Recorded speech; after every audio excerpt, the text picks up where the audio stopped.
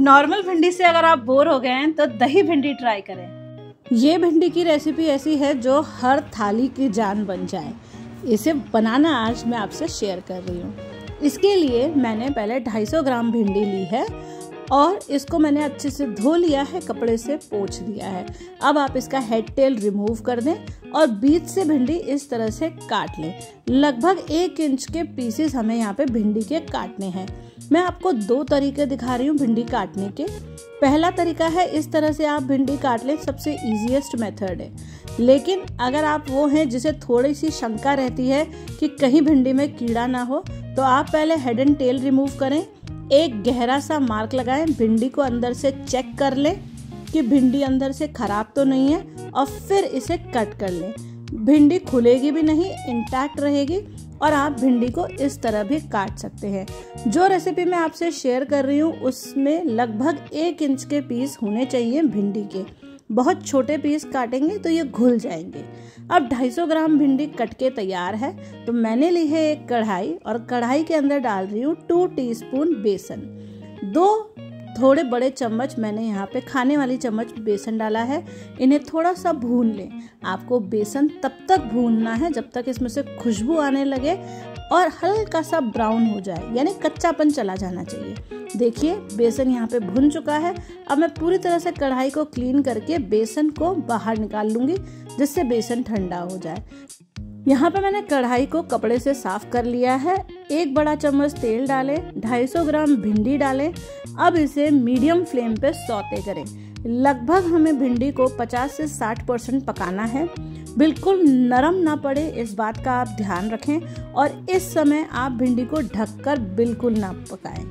हम भिंडी को बाहर से और अंदर से थोड़ा सा क्रंची सा इफेक्ट दे रहे हैं, यानी पका तो रहे हैं लेकिन ये घुल ना जाए, उस स्टेज तक पकाएंगे। 50% भिंडी पक गई है। एक ब्लेंडिंग जार लें, 5 से 7 लहसुन की कलियां, 2 प्याज और हरी मिर्च को बिल्कुल फाइनली चॉप कर लें। उसी कढ़ाई के अंदर अब मैं 2 चम्मच तेल डाल रही हूँ और इसी के साथ जीरा डाल दें। जीरे के साथ ही अब मैं यहाँ पे बारीक कटे हुए जो हमने प्याज तैयार किया है, प्याज, लहसुन, अदरक, हरी मिर्ची की ली है, उसे डाल दें। यहाँ मैंने अदरक यूज़ नहीं किया है, आप अदरक का यूज़ कर सकते हैं।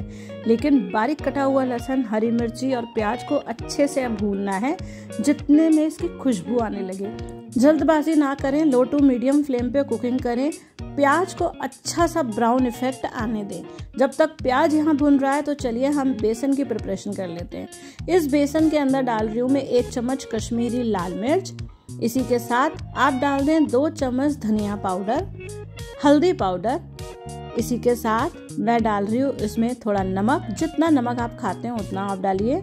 और किचन किंग मसाला लगभग 1 बड़ा चम्मच। 2 चम्मच यहाँ पे हम इसके अंदर दही डालेंगे और अब इसको अच्छे से मिक्स कर लेंगे। ये हमारा दही का मिक्सचर तैयार हो जाएगा दही भिंडी के लिए। बेसन को और सारे मसालों को अच्छे से दही के साथ मिक्स कर लें। थोड़ा सा ड्राई लगे तो थोड़ा दही का पानी या थोड़ा पानी ऐड कर सकते हैं आप। अच्छे से इसे मिक्स कर लीजिए, जिससे कि एक गाढ़ी सी ग्रेवी जैसी यहाँ पे तैयार हो जाएगी। बेसन हमारा अच्छा भुना हुआ है, तो इसके लिए आपको बिल्कुल टेंशन नहीं लेना है। जब ये कढ़ाई में जाएगा तो ज़्यादा टाइम नहीं लेगा भुनने के अंदर। यहाँ मैंने थोड़ा सा पानी ऐड करके इसका एक अच्छा सा मिक्स बना रही हूँ। बिल्कुल कंसिस्टेंसी बहुत हार्ड ना रहे, थोड़ी सी फ्लोई कंसिस्टेंसी का इसे बनाएं और लम्प्स ना रहें, इस बात का ध्यान रखें। इसे अच्छे से मिक्स करें। ये मिक्स मेरा तैयार है दही भिंडी के लिए। यहाँ मेरे प्याज अच्छे से ब्राउन हो चुके हैं। इससे ज़्यादा डार्क ब्राउन हमें नहीं करने हैं। इसी स्टेज पे अब हम प्याज के अंदर अपना दही और बेसन का मिक्सचर डाल देंगे। ये दही और बेसन का मिक्सचर डाल के आप 2 से 3 मिनट इसे पकाइए। 2 से 3 मिनट जैसे ही आप इसे पकाने लगेंगे, बेसन नीचे चिपकने लगेगा। उस समय आप थोड़ा सा पानी ऐड करें और इसे फिर से पकाएं। बेसन जैसे ही पैन में जाएगा लम्प्स फॉर्म करेगा। आप सारे ही लम्प्स को ब्रेक करें, उसके बाद फिर से पानी डालिए। इस बार जब आप पानी डालेंगे तो उतना पानी डालें कि जितनी आपको ग्रेवी चाहिए।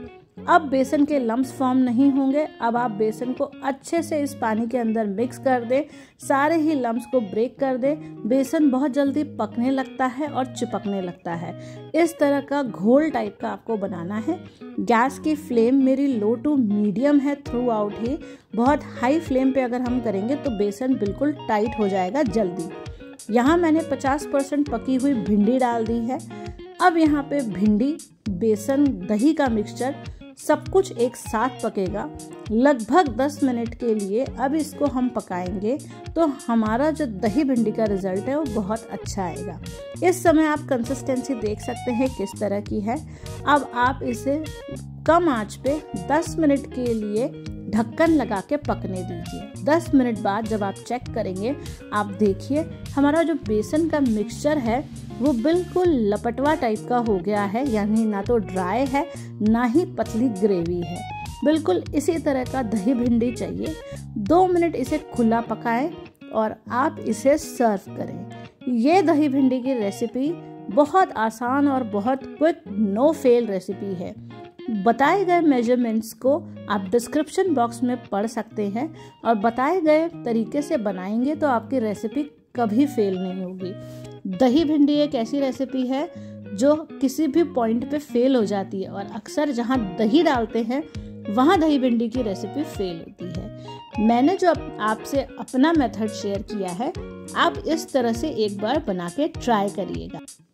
आज की दही भिंडी की रेसिपी आपको कैसी लगी इसके बारे में कमेंट्स में बताइएगा और नई और इंटरेस्टिंग रेसिपीज के लिए फॉलो ज़रूर करिएगा।